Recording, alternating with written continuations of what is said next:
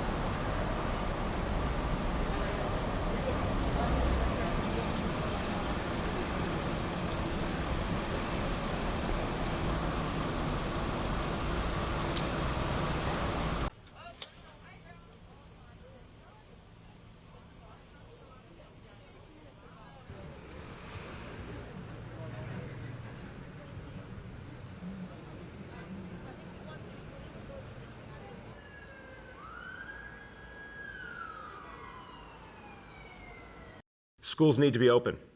Everyone talks about the needs of our kids, their health needs, physical health, mental health, nutrition needs, their social development needs, their academic needs. Schools need to be open. And so we are moving every day to make sure our schools remain safe. We have been working very closely with the mayor-elect and his team to make sure everything is in place for January 3rd.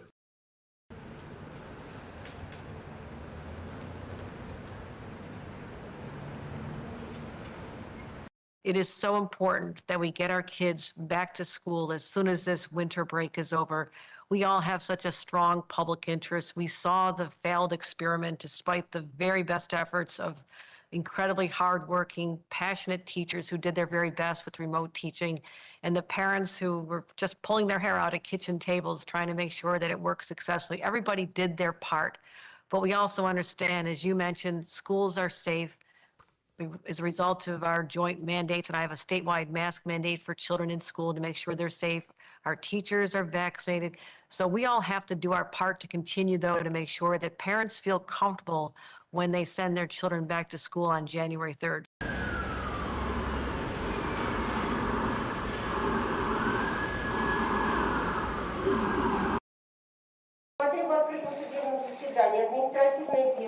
Russia's Supreme Court ordered the country's oldest human rights group to disband on Tuesday for breaking a law requiring it to act as a foreign agent, capping a year of crackdowns on Kremlin critics, unseen since the Soviet era.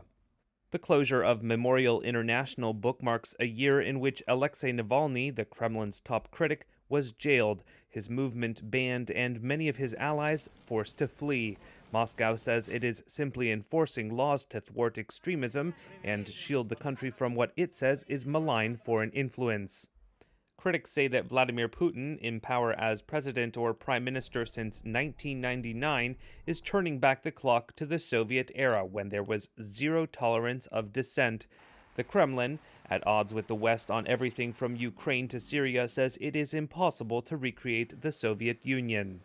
The legal assault on Memorial, which documents and keeps alive the memory of Joseph Stalin's 1937 to 1938 Great Terror, among other episodes, is an attempt to whitewash Soviet Russia's darkest chapters, which do not align with the Kremlin's narrative of a resurgent country with nothing to be ashamed of, they say. The audience chanted "Shame, shame" after the verdict was read. Memorial lawyer Genry Reznik spoke to Reuters. We disagree with the decision. We think it's illegal and unjustified. The claim was insolvent. But these kinds of cases have a powerful political motivation. As the court heard the case against Memorial, which said it was a force for good even if it sometimes made minor bureaucratic errors, 4 policemen carried away a bearded protester after he shouted, "There are no laws, there is no private ownership." A state prosecutor told the court that Memorial had promoted what he called a false image of the USSR as a terrorist state and blackened the memory of the communist state's behavior during World War II. He said someone was paying Memorial for such treachery. The U.S. State Department on Tuesday condemned the Russian court decision. The S&P 500 closed slightly lower after hitting a record intraday high on Tuesday as a 4-day rally lost steam in thin trading. The Dow rose, finishing up 0.25%. The S&P 500 only down slightly, and the Nasdaq closed down 0.5%. Systematic Ventures CEO Max Wolf said he expects stocks to continue pushing higher into 2022, but he also expects more volatility in the new year. We think it's going to be more of a stock pickers market, and I think the easy money has probably been made here. So we're going to see a lot of volatility as the market goes sideways, because I think the conviction to the upside has gotten thinner, but there's no conviction to the downside. So we're kind of stuck in this I'm not sure. And then the I'm not sure market, generally speaking, the upside wins unless we see real tightening beyond rhetoric from the Fed. In company news, Boeing rose 1.5% after Indonesia lifted a ban on its 737 MAX, 3 years after the crash of one of the aircraft and the loss of all 189 people on board. Shares of Apple finished down 0.5% after the company announced it was shutting its New York stores due to surging COVID-19 cases driven by the Omicron variant. But investors this week appear to have shrugged off concerns over Omicron, which is responsible for thousands of flight cancellations. Markets remain in the seasonal Santa Claus rally, and CFRA research data showed that the S&P 500 has on average risen 1.3% in the last 5 trading days of the year and first 2 days of the new year since 1969. For much of 2020 and early 2021, South America was ground zero in the global fight against COVID-19.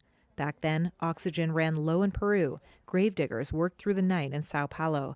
But now, South America is the most COVID-vaccinated region in the world, according to government data collected from the Our World in Data project. Over 63% of South America's population is now fully inoculated, a higher percentage than in Europe. And while last year Brazil saw its COVID-19 death toll rise to the second highest in the world after the United States, the current high rate of vaccinations has caused infection and death rates to plummet. Infectious disease expert Roberto Medrano. Despite the fact that President Jair Bolsonaro is one of the most vocal leaders against the vaccine in Brazil, the Brazilian population is already used to many vaccination campaigns and is being massively vaccinated. Past vaccination campaigns waged a war against smallpox, meningitis, polio, and measles, and built public trust. Experts say the region's effective public health messaging has also been key. But vaccination rates among children vary dramatically in South America, with authorities in some countries relatively slow to approve shots for minors. And experts say the region is far from out of the woods just yet, as the highly transmissible Omicron variant, which may be more adept at dodging the immunity generated by previous COVID-19 infections, spreads across the globe.